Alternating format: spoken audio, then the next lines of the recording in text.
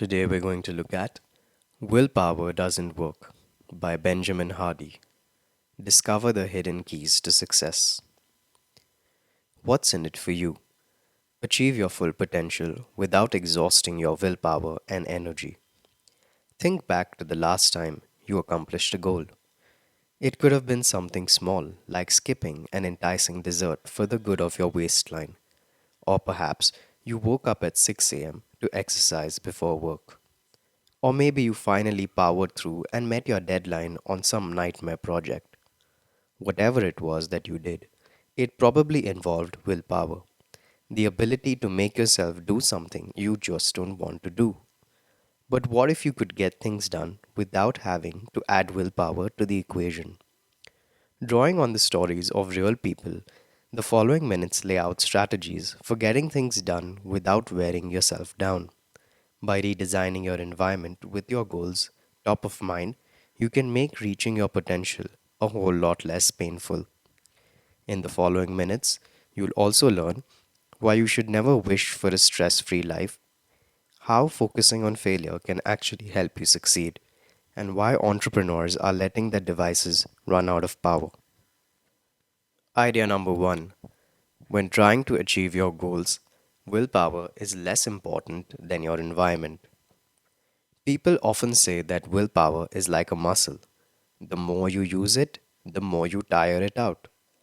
And like any other muscle, you can strengthen your willpower over time. So exerting self control today will make it a bit easier tomorrow. So self improvement is easy, right? To change our lives, we need to push ourselves a little bit harder every day, and before long, we'll be ready to take on the world. Well, not exactly. The problem with willpower is that it's a pretty weak muscle. Our powers of self control are almost always exhausted these days, but that's not our fault. The key message here is when trying to achieve your goals, willpower is less important than your environment. Let's consider the obesity epidemic. The facts are pretty stark. By 2025, it's predicted that most people in the world will be overweight or obese. Is this down to a failure of willpower? Was it greater self control that kept our ancestors skinny? Of course not. In the past, people didn't need to rely on willpower to stay slim. What's changed since then is our environment. These days, rather than working outdoors, most of us work sedentary jobs and sit at our desks all day. And the nourishment we rely on is often unhealthy food from a package. As the author puts it, our environment has encouraged our weight gain. But thankfully, the power of your environment can also be a force for good. How so? Consider Darwin's distinction between natural evolution and domesticated evolution. In natural evolution, organisms adapt to whatever situation they find themselves in. So, if it's helpful to be smaller, a species may start to shrink. Essentially, they're forced to adapt to their environment. Contrast with the domesticated evolution, the evolution of animals and plants under human direction. Because we control these organisms' environments, we can produce desirable traits that wouldn't occur in the wild, like bigger fruits and fatter livestock. When it comes to people, many of us are like animals in the wild undergoing natural evolution. We're often unable to change our environments, so we adapt to them instead, regardless of whether this benefits us in the long run. Others do the opposite. Similar to how we treat the animals we domesticate, they design their environments so that any adaptation is actually an improvement, bringing them one step closer to their goals. The trick is to design an environment that leaves you no choice but to adapt into your ideal self. In the following minutes, we look at some ways to do just this. You can adapt to whatever environment you choose. End quote. Idea number two: design your environment with separate spaces, one optimized for work and one for play. Have you ever worked from home? If you have, you've probably experienced some typical problems. Any parent with young children will understand the difficulty of trying to work where you live. But even for the rest of us, it can prove a challenge to work somewhere we normally relax. So maybe the phrase work hard, play hard needs an update. Work hard and play hard, yes, but make sure you do each in a different place. In fact, people have been shown to operate at their best when they can make use of two very different environments, one high stress and the other high recovery. The key message here is design your environment with separate spaces, one optimized for work and one for play. These days, we often hear about the benefits of a stress free life, but such thinking ignores all the positives that healthy levels of stress can bring. There's a term of this type of manageable stress. It's called eustress, and it actually helps us reach our full potential. The added pressure means that we're less inclined to be distracted and sluggish, ensuring we give our all to the task at hand. And designing environments with eustress in mind is a great way to maximize your productivity. Take the case of Courtney Reynolds, a young entrepreneur who splits her time between Denver and Las Vegas. While in Denver, Reynolds is in eustress mode and she makes her environment reflect that. This means she keeps her Denver apartment distraction free with minimal decoration and just the things she needs for work.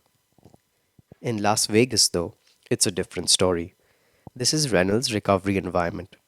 Her Vegas home is richly decorated with luxurious furniture and a warm color palette. Even her social life changes in her recovery environment. In Denver, Reynolds works from morning to night, whereas in Vegas, she prefers to spend her time socializing with friends. Believe it or not, you're most likely to be struck by creative insights and novel ideas when you're relaxing. Neuroscientists have shown that just 16% of mental breakthroughs happen at work. When you ease up and allow your mind to wander, you give your brain the chance to forge new connections, leading to fresh ideas. With this lifestyle, Reynolds has tapped into a fundamental aspect of human psychology. We work best when we switch back and forth between pure work and pure play. By designing separate environments for each state, you make it far easier for your mind to work hard and to play hard. Idea number three, you can enhance your creativity by embracing peak experiences. Tish Oxenrider was stuck in a rut. For a while, her life hadn't been moving in the right direction. She had plenty of goals, plans, and projects, but she couldn't find it in herself to commit to them fully. Then, on a whim, Tish and her husband decided to travel the globe with their kids. For Tish, the effect was profound. As the family moved from place to place, she found she was able to work with a newfound sense of purpose. In short, her ideas began to flow. What happened to Tish? Was there something in the air back home that had kept her from achieving her full potential? Not exactly. The key message here is you can enhance your creativity by embracing peak experiences. It turns out that simply by changing her environment, Tish was able to enjoy a peak experience, which is a rare, exhilarating occasion in which you feel and think with heightened perception and sensitivity. For Tish, uprooting her life and traveling the world was one of these special moments, and experiencing it allowed her to truly see what her life had been missing. Normally, it's during such times that inspiration strikes, and we get those all important light bulb moments. And as we learned earlier, more often than not, this happens when we're in relaxation mode. The good thing is, you don't need to wait around and hope you'll be lucky enough to have a peak experience one day. In fact, if you're clever about it, you can make them a regular part of your life. How? Well, the answer's simple. First, you need to disconnect and go somewhere unfamiliar. This destination doesn't need to be your recovery environment. If you want, you can drive just 30 minutes from home. Once you get there, pull out your journal and start writing. Begin by expressing gratitude for everything and everyone you value in your life and reflect on what's happening in your world. Don't be afraid to be honest with yourself about your feelings. Have you been meeting your goals or slacking off? Write all your thoughts down. Next, write about your big picture dreams. What do you want to achieve in the next few months? What about in 1 year? What's your life goal? It may be hard at first, but try to identify your fundamental why. What's your underlying motivation for whatever it is that you want to do? By breaking out of your routine in this way and giving yourself time to consider the big picture, you prepare your mind for peak experiences. They may sound elusive, but the payoff is well worth the effort. Idea number 4: act decisively now and remove dead weight from your life. Gary Sabin, a successful corporate CEO, tells a funny and instructive story about the illogical ways we avoid discomfort. Once he took a group of Boy Scouts on a camping trip to the desert. They reached the destination in good time, set up camp, and hunkered down for the night. But when Sabin woke up in the morning, he noticed that one boy looked sleepy and disheveled. The reason? It turns out he hadn't used his sleeping bag that night because he didn't want to pack it up in the morning. In other words, he'd spent hours freezing just to save himself a few minutes' work. When it comes to making tough calls in life, we often adopt a similar nonsensical strategy. We put off taking immediate decisive action and suffer long term regret as a result. All the while, the solution is simple: bite the bullet and organize our lives in accordance with our goals. The key message here is act decisively now and remove dead weight from your life. One example of the many ways we hamper our long term goals is by wasting time on the internet. We've all done it. You're working on a project and the going gets tough, so you reach for your phone. You get bored of answering emails, so you check your social media. Instead of focusing on our real tasks, we give in to the superficial attractions of the internet. To counteract this, you need to be firm and decisive. Delete any apps that are standing in the way of your goals. No ifs or buts, just go ahead and delete them. When you remove distractions from your life, you ensure willpower doesn't even enter into the equation. After all, you can't succumb to a temptation that isn't available. Once you've temptation proofed your phone, take the same principle and apply it to your life at large. Is there food in your fridge that you know you shouldn't eat? Get rid of it. It's dead weight. You'll be surprised how much easier decision making feels when you do this. As Dr. Barry Schwartz points out in his book, The Paradox of Choice, having too many options can actually be a bad thing. By reflecting on all of our potential decisions, we often act in a half hearted and uncommitted way. Instead of acting confidently, we hem and haw over the details of every little opportunity. But there's a better way. Recognize the dead weight in your life and let it go. Once you've identified the options that suit your goals, eliminate anything else from the picture. Idea number 5: make use of implementation intentions to ensure you stay on track. We've all heard of the power of positive thinking. According to this theory, if you believe you can achieve something, you're already one step closer to getting it done. You just need to avoid dwelling on the fact that you might fail. It's a familiar notion, but what if it's entirely wrong? What if thinking about the ways you might fail is actually a great way to ensure you meet your targets? The key message here is make use of implementation intentions to ensure you stay on track. Let's start with what implementation intentions actually are. They're a form of planning that involves identifying how failure might arise, but only in order to nip it in the bud. This strategy usually takes the form of an if then response. Think of it like this: when you say to yourself, next time I want a soda, I'll drink water instead, you've already made use of an implementation intention. Your if was the desire for a soda. Your then was the decision to drink water as a substitute. The key here is to stick with your plan long enough that the shift from the if to the then becomes automatic. After a while, it shouldn't require much conscious effort at all, and the desire for soda will seamlessly trigger thoughts of a healthier substitute. In fact, psychologists have demonstrated that implementation intentions are very effective for students. When school children were asked to imagine how they could avoid falling short of their goals, their grades, behavior, and attendance all improved. As well as helping you to resist temptations, this strategy can also make it easier to identify when to quit. When we face serious challenges, it's easy to get overwhelmed and bow out early. But if you've pinpointed the if, indicating it's time to call it a day, you can keep giving it your all right until you reach your limit. For an ultra marathon runner, that might mean only quitting the race when his eyesight fails. If he knows he'll only stop running if he can't see anymore, he'll have the confidence to power through any lesser difficulties. What's important is to have definite markers so that it's clear when your if has been reached.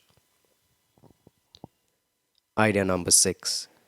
Use forcing functions to compel yourself to achieve your goals. We don't like to be forced to do things, right?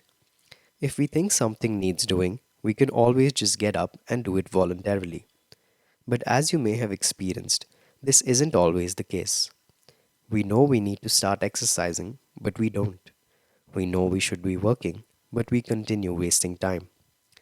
There are a number of reasons for this behavior, like laziness, discomfort, and fear, and the end results are always the same: dissatisfaction and regret for our actions. Willpower alone is rarely up to the task. So, what can we do to become our better selves? The key message here is: use forcing functions to compel yourself to achieve your goals. One way to do this is to use forcing functions. These are self imposed constraints that force you to act in line with your goals. For example, if you want to be more present with your family after work, you might consider leaving your phone in the car when you arrive home.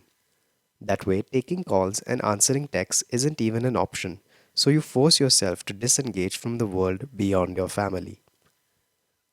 The entrepreneur Dan Martel uses one particular forcing function to boost his productivity.